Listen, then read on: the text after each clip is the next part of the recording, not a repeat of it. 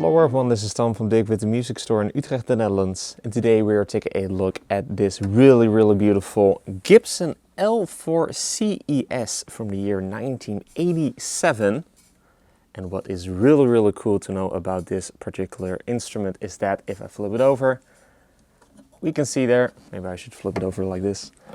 We can see the original Dirk Witte sticker there on the back, so meaning that this instrument has been originally purchased in our store when we were still located in Amsterdam in 1987.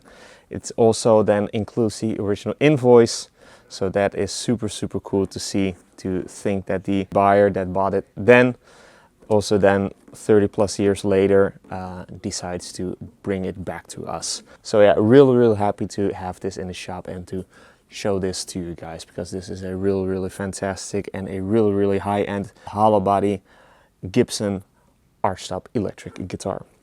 So the Gibson L4 is actually a really old model. It was first introduced in the early 1900s, I believe, in 1911 or so, but it looked very different, as you can imagine. Back then it was fully acoustic, it didn't have a cutaway, it had kind of like the more older style oval sound hole. So very different from this here, and then up until I think in like the late 1940s or in the 1950s it got electrified, and it then also was more so an ES175 style type of guitar. But the L4 CES, which this one is, was then I believe first introduced in the 1980s. So it is kind of like an ES175 but a little bit more fancy, kind of like a mix between an ES175 and like an L5, if that makes sense. So we've got some really unique and really cool type of specs and appointments that are unique to this very model. So let's dive into those right now. We've got an hollow body construction with a solid top, which is made out of spruce. I think that this is a pressed top, but it is indeed solid. And then we've got mahogany back and sides, so that is unique to this model compared to the 175. We've also got some multiply binding around the top and then a single ply binding on the back. We've got two humbucker pickups, and then these from this time and age would be Tim Shaw's maybe. I'll put that over here if I'm wrong, because I'm not 100% sure at the time of filming, but they sound really great, and we can see that this has definitely been played over the years, but also very well taken care of.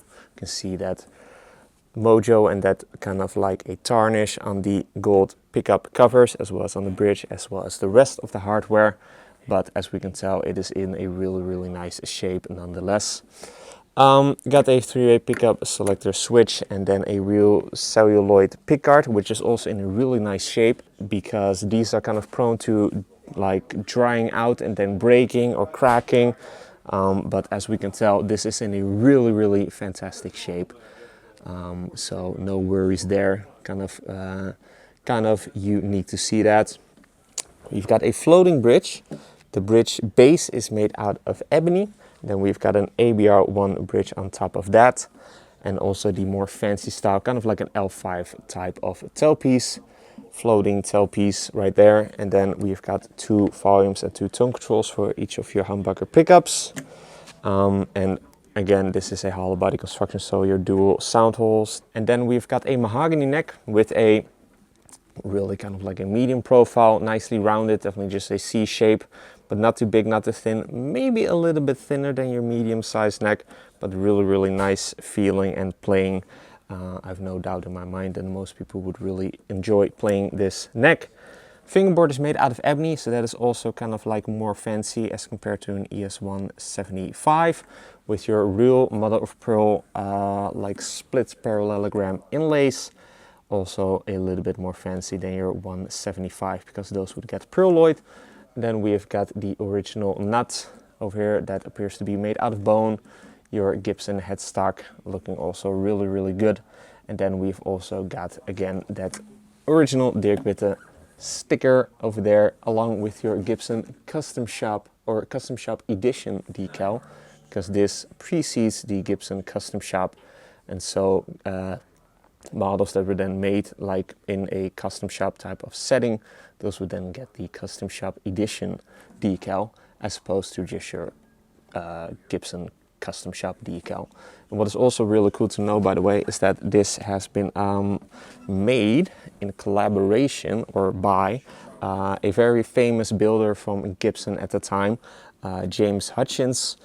He's really kind of like up there when it comes to the jazz boxes. So yeah, that is really cool to see. He's no longer with us, I believe, but he was really kind of like the master builder when it came to these type of models. We also have a really cool Johnny Smith model that's also made by him, and those are really fantastic jazz arched up electric guitars that sound and play just phenomenally. So yeah, really cool to have another one of these in the shop that is made by him. It also comes with a hardshell case, not its original hardshell case. It's actually a dreadnought size hardshell case, but it fits nonetheless, and it does do the job quite well as for the protection of this very fine instrument. But yeah, as for the condition, it is in a really nice shape, but we do got some minor playing wear. So we've got some minor nicks and dings over here on the top, for example, and then also on the back, if you hold it in the light, you can see some minor scratches, but that is just really normal play wear, given the fact that this instrument is 30 plus years old. And then also the frets are all original and are also in a really nice shape. I would say that there's like 80 to 90% left on those frets, so still plenty of playing years to go. So yeah, really cool to have in the shop again. So let's hear what it sounds like. But first, if you're interested in this really fantastic Gibson L4 CES from 1987, be sure to head over to the links in the description for further details. If you enjoyed this demo, be sure to like the video and to subscribe to the channel for more cool weekly demos of cool electric guitars like these, or cool acoustics, bass guitars, amplifiers, even of that really cool stuff. Also be sure to like us and to follow us on our socials, Instagram and Facebook. Links are also in the description. With all that being said, let's hear what this Gibson L4 CES from 1987 sounds like. Going to be playing it through the 1966 Fender Super Reverb. So let's get our jazz on and get those really warm tones from this really beautiful L4 CES. So let's get to that part, take it for a spin.